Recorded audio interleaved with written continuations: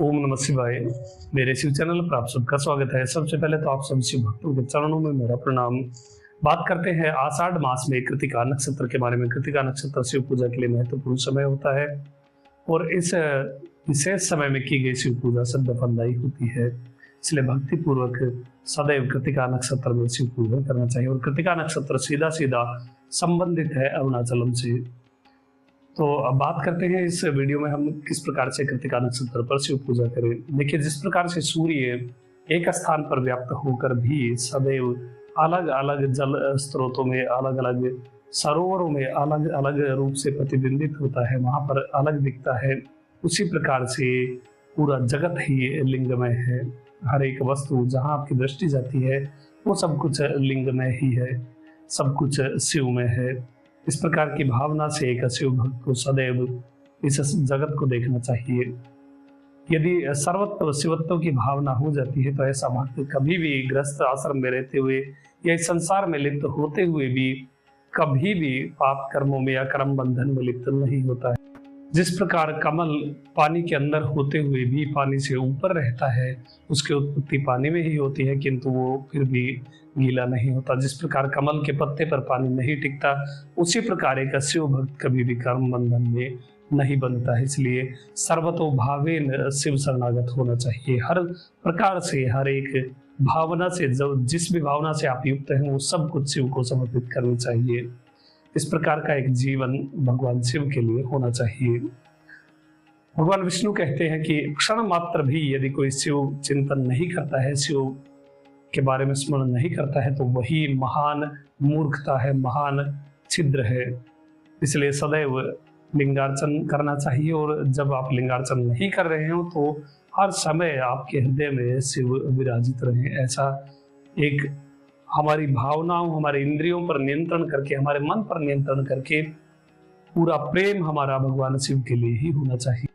तो अब बात करते हैं क्या विशेष हम लिंगार्चन में करें। तो अभिषेक के बारे में बात करें तो सबसे पहले अभिषेक आपको गाय के दूध से इस दिन शिवलिंग का अभिषेक करना है। साथ ही केले के जूस से भी आप शिवलिंग का अभिषेक कर सकते हैं। यदि जूस आपके पास उपलब्ध ना हो, घर पर ना बना सके, तो आप केले के छोटे छोटे बिल्कुल टुकड़े कर लीजिए और उसी से फिर आप शिवलिंग का अभिषेक करें। साथ ही दही से भी अभिषेक इस दिन आपको अवश्य करना चाहिए। और अंत में अभिषेक द्रव्यों में सबसे अंत में आपको गंगा जल से शिवलिंग को स्नान कराना चाहिए। अभिषेक के बाद लिंगम को अच्छी तरह से साफ सूती कपड़े से साफ करें और भस्म का त्रिपुंड अलंकृत करें।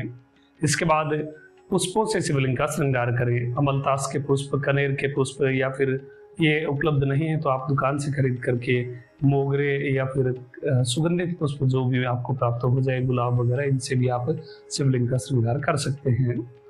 8 दीपक आपको शिवलिंग के 8 दिशाओं में प्रज्वलित करने हैं, जो अष्टमूर्ति या अष्टलिंगम के प्रतीक होंगे। अष्टलिंगम की जो 8 शिवलिंगों की जानकारी मैंने अरुणाचल परिक्रमा में जो 8 दिव्य शिवलिंग हैं जो अष्ट दिक्पालों से पूजित है, उनके बारे में वीडियो मैंने डाल दी है।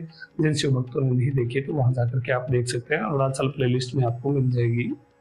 8 दीप आप प्रज्वलित करें। उसके बाद भगवान शिव के समक्ष बैठ करके शिव भक्तों को प्रणाम करें। जितने भी शिव भक्त हुए हैं उन सभी शिव भक्तों को आप हृदय से प्रणाम करें, चाहे आप नाम जानते हो या ना जानते हो।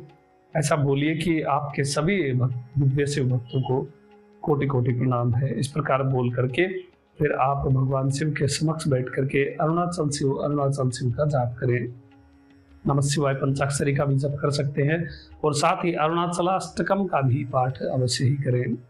इसके बाद भगवान शिव से भौतिक या आध्यात्मिक जो भी आपको चाहिए, जिस भी प्रकार का आनंद या सुख आपको चाहिए, उसके लिए भगवान से निवेदन करें। और जो शिव भक्त केवल शिव को ही चाहते हैं वो केवल वहीं बैठ करके और भगवान से बातें करें, जो भी आप करना चाहते हैं, जो आपके हृदय में बातें उमड़ती हैं केवल शिव के लिए, जो केवल शिव को ही चाहते हैं, ऐसे शिव भक्त कुछ क्षण वो एक भक्त की और भगवान की बात होती है। वहाँ यहाँ मेंशन करने की जरूरत नहीं है, वो भक्त जानते हैं क्या बोलना होता है।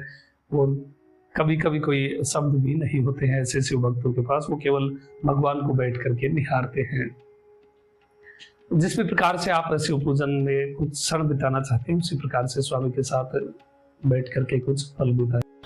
उसके बाद आप दंडवत प्रणाम करें भगवान शिव के लिए, शिवलिंग के लिए। देखिए, शिवलिंग को दंडवत प्रणाम करना अपने आप में एक महान सौभाग्य की बात होती है।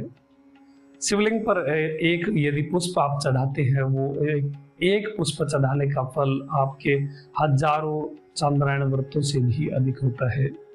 ऐसा कहा गया है कि जितने भी तप हैं, जितनी भी तपस्याएं हैं, जितने भी व्रत हैं, जितने भी बड़े बड़े यज्ञ हैं, जितनी भी बड़ी बड़ी पूजाएं हैं, वो सब शिवलिंग के एक अंश मात्र बराबर भी नहीं होती हैं। इसलिए ब्रह्मांड की सबसे बड़ी सत्ता शिवलिंग के सानिध्य में आप अवश्य ही कुछ क्षण बिताएं।